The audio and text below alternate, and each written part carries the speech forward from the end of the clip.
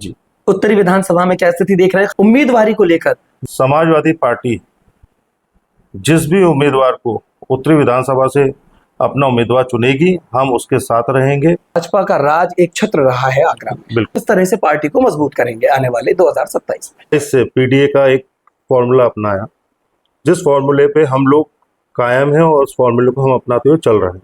जी। आपको नहीं लगता कि इसमें कहीं कुछ ना कुछ कमियां दिखाई दे रही हैं पार्टी स्तर पर? क्योंकि जो इसमें पीडीए में जो डी है, मैं समझता हूं कि उसको लेकर कुछ चिंताएं, कुछ आशंकाएं पार्टी में भी होंगी। कोई चिंताएं नहीं है, कोई आशंका नहीं है। दलित हमारे संग है। लेकिन डी हमेशा से जी। एक मेजर वोटर रहा है, एक निश्चित एक मैंने अभी आपको थोड़ी देर पहले कहा कि हम आपको एक फ्रूटफुल जी एक रिजल्ट देंगे। बेरोजगारी एक बड़ा मुद्दा है, क्या कहना चाहेंगे इस बारे में? मैं यहाँ के जो विधायक हैं, जो सांसद हैं, मैं उनसे पूछना चाहता हूँ कि आगरा के लिए क्या किया आप लोगों ने। नमस्कार दर्शकों, ताज न्यूज के खास कार्यक्रम मुद्दा में आपका स्वागत है। जैसा कि आप जानते हैं, हम हमेशा इस कार्यक्रम के माध्यम से बिजनेस टाइकून, पॉलिटिक्स में जुड़े हुए लोग जो अपनी एक पहचान बनाकर आगरा शहर में काम कर रहे हैं की कोशिश करते हैं, उनके विचार।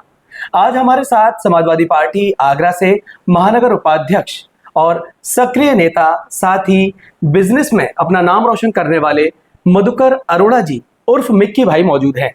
जानने की कोशिश करेंगे कि मिक्की भाई की आने वाली पॉलिटिकल स्थितियों को लेकर क्या राय है। सबसे पहले मिक्की भाई, स्वागत है आपका जी। नमस्कार। ताज न्यूज के खास कार्यक्रम में। पहला सवाल जी।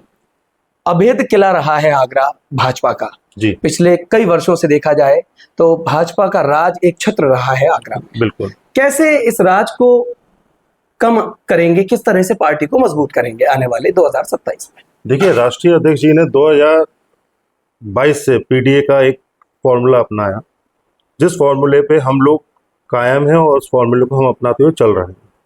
पीडीए का मतलब है पिछड़ा, दलित और अल्पसंख्यक।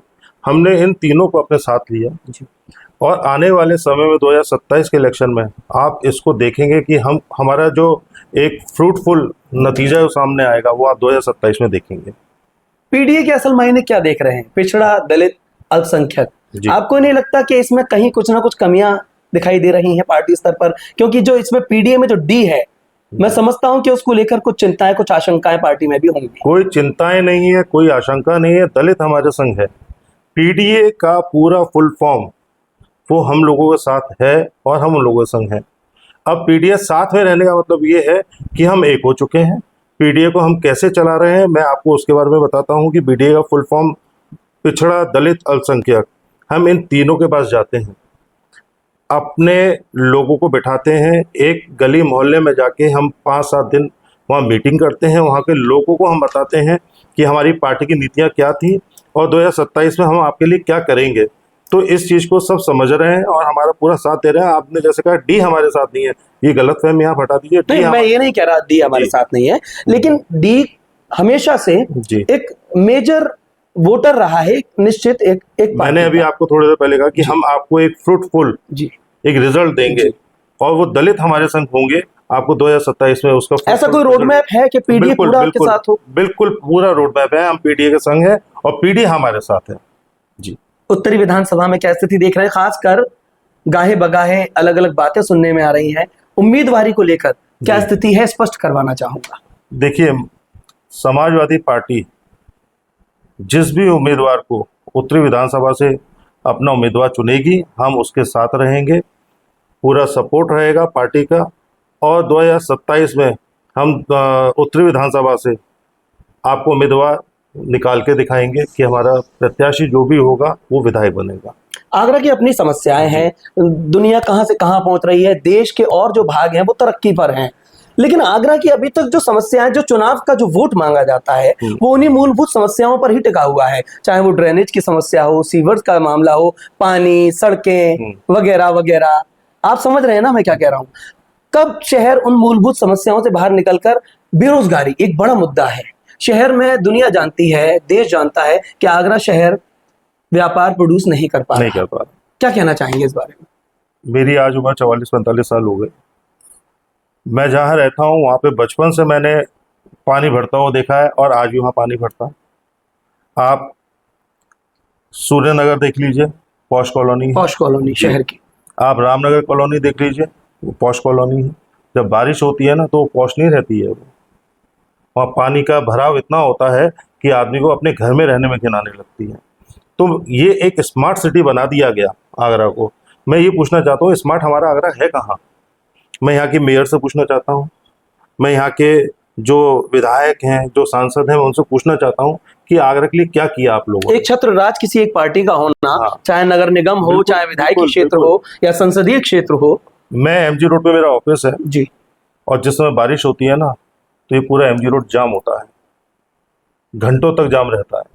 तो मुझे आप ये बताइए कि मैं छोटे से मुद्दे की बात कर रहा हूँ, गंदगी तो हर जगह पड़ी हुई है, मतलब नाली ये सब भरे पड़े हैं, जी, नालियाँ सब भरी पड़ी हैं। जी। तो मैं तो एक एमजी रोड की बात कर रहा हूँ, जो अपना हार्ट है, सिटी का जो दिल है, जब वही गंदगी में भरा हुआ है और एमजी रोड पूरा जाम होता है, तब क्यों नहीं दिखाते हो आप लोग? और हम लोग कहाँ स्मार्ट सिटी में हैं? स्मार्ट सिटी का मतलब इनको नहीं मालूम स्मार्ट सिटी होता क्या है। महिला आरक्षण बिल को लेकर काफी मुद्दा बनाया जा रहा है, एक नैरेटिव सेट किया जा रहा है नेगेटिव, कि पीडीए ने जो है महिलाओं के विरोध में एक ऐसा ऐतिहासिक काम कर दिया है जो सदियों तक याद रखा जाएगा। क्या कहना चाहेंगे?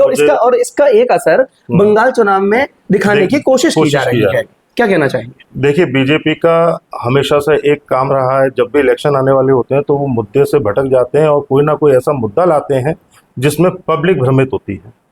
2023 सितंबर को महिला आरक्षण बिल पास हो चुका है, इसको अब लाके आप क्या दिखाना चाहते हैं?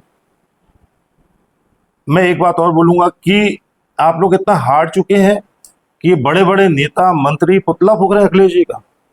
जी, आज अखिलेश जी अगर एक इशारा कर देना, आधे घंटे में हजारों पुतले फूंक जाएंगे पूरे उत्तर प्रदेश में। संवैधानिक अधिकार है। हाँ, वैसे आधे घंटे में हजारों पुतले फूंक देंगे हम लोग। लेकिन हमारे राष्ट्रीय अध्यक्ष उस सोच के नहीं है, उनके अंदर ये सब चीजें हैं नहीं। अगर वो आदेश कर देंगे ना, आप देख लीजिएगा कि हम लोग सड़कों पे कैसे उतरते हैं।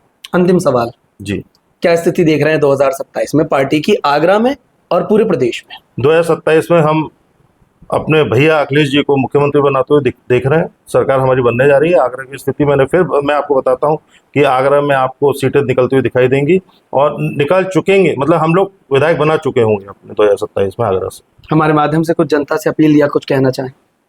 मैं जनता से एक ही अपील करूंगा, जो आजकल के नौजवान हैं वो ये व्हाट्सएप की जो ये वीडियोस हिंदू मुसलमान और ये जो बहुत छोटे स्तर की राजनीति हो रही है, उससे बचें। इससे आप लोग हिंदुस्तान में रहते हैं, सब हिंदुस्तानी है, चाहे हिंदू है चाहे मुसलमान है, सब भाई भाई हैं। तो इससे बचें, इससे क्या है, नफरत पैदा हो रही है।